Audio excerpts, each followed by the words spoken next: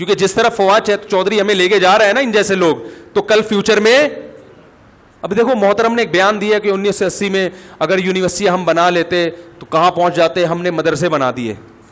او بھائی جان, مدرسے 1980 میں نہیں بنے, نبی صلی اللہ علیہ وسلم کے دور سے بنے ہوئے, انہی کے شاگرد آج تک چلے آ رہے ہیں.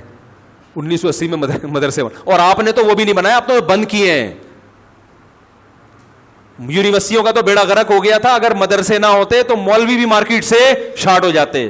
نہ تمہارے ہاں مذہبی لوگ, انگریز ابھی کم از کم سیدھا راستہ تو مولویوں سے سیکھتا ہے نا.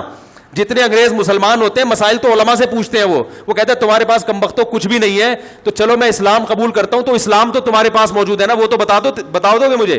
اگر یہ مدارس نہ ہوتے تو آپ کے پاس انگریز آپ کے ڈاکٹر سے علاج تو کبھی کرائے گا نہیں, وہ اسلام بھی قبول نہ کرتا آپ کے ہاتھ پہ.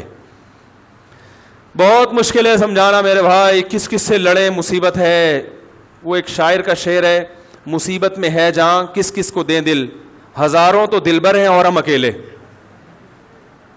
شاعر کا جو شعر ہے نا, ہزاروں تو دلبر ہیں اور ہم اکیلے, کس کس کو دیں جا. تو یہ شعر میں الٹا کر رہا ہوں, کس کس سے لڑے آدمی ہے بھائی, کس کس محاذ پہ علماء جنگ کریں. نظریاتی لحاظ سے بھی لوگوں کا بیڑا غرق کیا جا رہا ہے, عملی لحاظ سے بھی بیڑا غرق کیا جا رہا ہے. تو ہزاروں دشمن ہے بھائی, کس کس سے انسان لڑے. سوشل میڈیا پہ بیٹھو تو ایک جنگ چھڑی ہوئی ہے, اس سے لوگوں کی عکاسی ہو رہی ہے کہ لوگوں کے اندر کیا بھرا ہوا ہے. ٹھیک ہے نا.